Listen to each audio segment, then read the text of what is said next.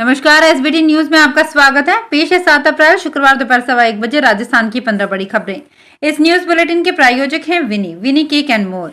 सबसे पहले एक नजर डालते हैं आज की हेडलाइंस पर। जयपुर में शुरू हुआ आरएसएस का राष्ट्रीय सेवा संगम। सेहत के लिए हजारों नर्सिंग कर्मियों और स्टूडेंट ने लगाई दौड़। पीएम मोदी ने गुड फ्राइडे पर ईसा मसीह को किया याद। हर दिल ध्यान, हर दिन ध्यान। कंपनी बाग में योग, 9 अप्रैल तक उठाए लाभ। और पीएम मोदी कल जाएंगे हैदराबाद, सिकंदराबाद, वंदे भारत को दिखाएंगे हरी झंडी। और अब खबरें विस्तार से।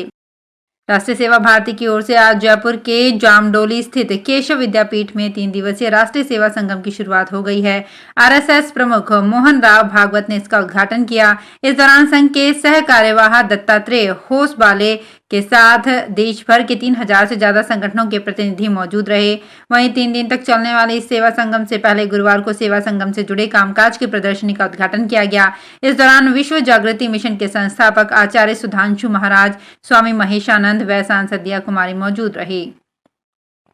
दुनिया भर में आज विश्व स्वास्थ्य दिवस मनाया जा रहा है। आज जयपुर में 75वां विश्व स्वास्थ्य दिवस मनाया जा रहा है। इस अवसर पर सभी जगह अलग अलग तरीके से कार्यक्रमों का आयोजन किया जा रहा है। राजधानी जयपुर में शुक्रवार सुबह मैराथन दौड़ का आयोजन किया गया।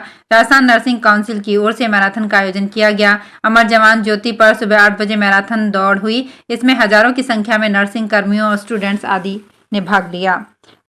प्रधानमंत्री मोदी ने शुक्रवार को गुड फ्राइडे के अवसर पर ईसा मसीह को याद करते हुए कहा कि दर्द और पीड़ा का सामना करने के बावजूद सेवा और करुणा के अपने आदर्शों से वो कभी विचलित नहीं हुए। प्रधानमंत्री मोदी ने ट्वीट किया, आज गुड फ्राइडे पर हम प्रभु मसीह के बलिदान की भावना को याद करते हैं। उन्होंने दर्द और पीड़ा का सामना किया, लेकिन सेवा और करुणा के अपने आदर्शों से कभी वो विचलित नहीं हुए। संस्कृति मंत्रालय की ओर से रामचंद्र मिशन और हार्टफुलनेस संस्थान के प्रयासों से अलवर की कंपनी बाग में शुक्रवार सुबह से योग, प्राणायाम, मुद्रा और ध्यान का विशेष सत्र प्रारंभ हो गया है। अगले 3 दिन 9 अप्रैल तक यहां सुबह शाम जिले के लोग शामिल होकर शारीरिक व मानसिक रूप से स्वास्थ्य लाभ प्राप्त कर सकते हैं। कार्यक्रम के संयोजक ने बताया कि 7, 8 व 9 अप्रैल को प्रातःकाल व संध्या में 1.5 घंटे योग सत्र रहेगा। इसकी शुरुआत शुक्रवार सुबह से हो गई। प्रधानमंत्री नरेंद्र मोदी 8 अप्रैल को तेलंगाना की राजधानी हैदराबाद में सिकंदराबाद तिरुपति वंदे भारत एक्सप्रेस को हरी झंडी दिखाने के अलावा यहां 11,300 करोड़ रुपए से अधिक की परियोजनाओं का उद्घाटन और शिलान्यास करेंगे। आधिकारिक सूत्रों ने बताया कि शहर के दौरे के दौरान पीएम मोदी परेड ग्राउंड में एक जनसभा में भी हिस्सा लेंगे। वो यहां एम्स, बीबीनगर और 5 राष्ट्रीय राजमार्ग परियोजनाओं की आधारशिला रखेंगे। राजस्थान में एसओजी की निलंबित एडिशनल एसपी दिव्या मित्तल की तरह एसीबी की गिरफ्त में फंसे अजमेर के संभागीय आयुक्त कार्यालय के रीडर याकूब बख्श ने भी परिवादी से ऊपर वालों के नाम पर 1.5 लाख रुपए रिश्वत मांगी थी। बाद में परिवादी से 1 लाख रुपए में सौदा तय कर उसके पक्ष में फैसला कराने का दावा किया गया था। 5,000 रुपए पहले बतौर एडवांस लिए थे। अब एसीबी आरोपी बख्श के ऊपर वालों के बारे में तफ्तीश कर रही है। नशीली दवा तस्करी प्रकरण में 2 करोड़ रुपए की घूस मांगने के मामले में आरोपी दिव्या मित्तल ने भी परिवादी से इतनी मोटी राशि यह कहकर मांगी थी कि घूस का बड़ा हिस्सा ऊपर वालों को भी देना पड़ता है। राजस्थान सरकार ने जगह जगह महात्मा गांधी अंग्रेजी माध्यम स्कूल तो खोल दिए, लेकिन उनमें पढ़ाने वाले शिक्षकों के अधिकतर पद खाली पड़े हैं। इसके अलावा जो शिक्षक पढ़ा रहे हैं वे खुद अधिकतर हिंदी माध्यम में पढ़े हुए हैं। ऐसे में बच्चों को अंग्रेजी माध्यम स्कूलों का पूरा फायदा नहीं मिल रहा है। अंग्रेजी माध्यम स्कूलों में बच्चों की पढ़ाई श्रेष्ठ तरीके से होने पर संशय है। झुंझुनू के सीडीईओ अनसुईया सिंह ने बताया कि खाली पद भरने के लिए उच्च अधिकारियों के माध्यम से सरकार को प्रस्ताव भेजे हुए हैं। जल्द ही पद भरने की उम्मीद है। विप्र संवाद के राष्ट्रीय संयोजक मनोज पाराशर अपनी संत दर्शन और संत वंदन यात्रा को लेकर बागेश्वर धाम पहुंचे। यहां पहुंचकर उन्होंने संतों का आशीर्वाद लिया। विप्र संवाद के राष्ट्रीय संयोजक मनोज पाराशर संत दर्शन, संत वंदन यात्रा के तहत देश भर के प्रमुख धार्मिक स्थलों पर पहुंच रहे हैं। मनोज पाराशर सामाजिक समरसता, राष्ट्र निर्माण में युवाओं की भूमिका, सनातन संस्कृति को बढ़ावा देने जैसे विषयों पर विप्र संवाद के माध्यम से समाज को सशक्त कर रहे हैं। इसी कड़ी में राष्ट्रीय संयोजक पाराशर हनुमान जयंती पर बागेश्वर धाम पहुंचे। सीकर में जिला स्वास्थ्य समिति की बैठक गुरुवार को जिला कलेक्ट्रेट सभागार में जिला कलेक्टर डॉक्टर अमित यादव की अध्यक्षता में हुई।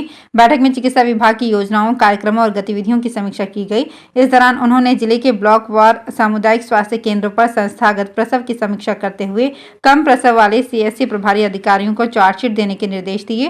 साथ ही अधिक प्रसव कराने वाले प्रभारी अधिकारियों को प्रशस्ति पत्र देकर सम्मानित भी किया। जिला कलेक्टर ने कहा कि सीएससी स्तर रिजल्ट नहीं देने वाले चिकित्सकों से एसडीएच व जिला अस्पताल के स्तर के संस्थान में ड्यूटी कराई जाए। राजस्थान में इस बार मार्च का महीना हैरान और परेशान करने वाला रहा। 31 दिन में से 21 दिन बरसात के रहे। आमतौर पर मार्च अंत तक तापमान 40 डिग्री तक पहुंच जाता है, लेकिन इस बार बारिश ने इतनी ठंडक बढ़ा दी कि लोगों को गर्म कपड़े वापस निकालने पड़े। कई इलाकों में दिन की शुरुआत कोहरे के साथ हुई। इन 21 दिनों में हर जिले में कम से कम 2 बार बारिश हुई। सामान्यतः मार्च में प्रदेश में औसतन 4.2 मिमी बारिश होती है, लेकिन इस बार यह आंकड़ा 18.6 मिमी पहुंच गया, यानी 344% ज्यादा। अलवर में सबसे ज्यादा 48.1 और बाड़मेर में सबसे कम 6.9 मिमी बारिश हुई। राजस्थान सरकार ने रोडवेज किराए में महिलाओं को 50% छूट सहित कई बजट घोषणाओं के आदेश 1 अप्रैल से लागू भी हो गए, पर भर्ती परीक्षाओं के शुल्क में छूट अब भी अटकी है। इससे आरपीएससी और कर्मचारी चयन बोर्ड की नई भर्तियां शुरू करने को लेकर असमंजस में हैं। यदि छूट का आदेश जारी हुए बिना भर्तियां निकाली तो अभ्यर्थियों से शुल्क लेना पड़ेगा और सरकार को बेरोजगारों का विरोध झेलना पड़ेगा। सीईटी स्नातक और सीनियर सेकेंडरी लेवल के परिणाम के बाद इसमें शामिल भर्तियों की आगे की प्रक्रिया शुरू होगी। जयपुर से पहली बार रांची की सीधी एयर कनेक्टिविटी होगी। इंडिगो एयरलाइंस ने रांची सहित 3 शहरों की फ्लाइट्स को शुरू करने की तैयारी भी शुरू कर दी है। एयरपोर्ट से जुड़े एक वरिष्ठ अधिकारी ने बताया कि एयरलाइंस ने समर शेड्यूल में कई नई फ्लाइट्स शुरू करने का प्रपोजल दिया था। इसके बाद जयपुर से पहली बार रांची के लिए सीधी फ्लाइट शुरू होगी। फ्लाइट 6E291 30 मई से जयपुर से सुबह 7:15 बजे रांची के लिए रवाना होकर 9:05 पर पहुंचेगी। फ्लाइट प्रत्येक मंगल, गुरु और शनिवार को संचालित होगी। हरियाणा के चर्चित आईएएस अशोक खेमका भाजपा जजपा सरकार से नाराज हो गए हैं। इस बार वजह स्काईलाइट डीएलएफ लैंड डील को लेकर है। इस डील में वाड्रा को क्लीन चिट देने वाले रिटायर्ड आईएएस अधिकारी को दोबारा नियुक्ति देने पर अशोक खेमका की नाराजगी उभरी है। खेमका ने ट्वीट कर लिखा, 2014 में भी इस मामले में नई सरकार ने कुछ नहीं किया। ऐसा करना जुर्म करने की संस्कृति को बढ़ावा देने जैसा है। पंजाब पुलिस की छुट्टियां 14 अप्रैल तक कैंसिल कर दी गई है। जिन पुलिस कर्मचारियों ने छुट्टियां ली है या छुट्टी पर हैं, उसे भी रद्द कर दिया गया है। डीजीपी गौरव यादव की तरफ से यह आदेश दिया गया है। पंजाब पुलिस के इस फैसले को खालिस्तान समर्थक सिख प्रचारक अमृतपाल सिंह के तलवंडी साबो में सरबत खालसा बुलाने की मांग से जोड़कर देखा जा रहा है। वहीं पुलिस की इस तैयारी से अंदाजा लगाया जा रहा है कि पंजाब में अमृतपाल को लेकर बड़ा एक्शन हो सकता है। अमृतपाल 14 अप्रैल को ही सिखों को तलवंडी साबो पहुंचने को कहा है। सवाई माधोपुर जिले में हरी मिर्च का भाव 30 रुपए किलो है। मिर्च को सुखाने के बाद लाल सूखी मिर्च 300 रुपए किलो में बिकती है। राजस्थान का सवाई माधोपुर रणथंभौर नेशनल पार्क के लिए जाना जाता है, पर यहाँ की लाल मिर्च भी देश भर के जायकों को लजीज बनाती है। सवाई माधोपुर की खंडार तहसील के छाण गांव समेत बहरावंडा, मई, गोठड़ा और आदि गांव में इन दिनों धरती पर लाल कालीन बिछा मिलता है। कई किसानों ने परंपरागत गेहूं सरसों की खेती छोड़ मिर्च की खेती अपना ली है। तो फिलहाल इस बुलेटिन में इतना ही। फिर हाजिर होंगे कुछ और बड़ी खबरों के साथ।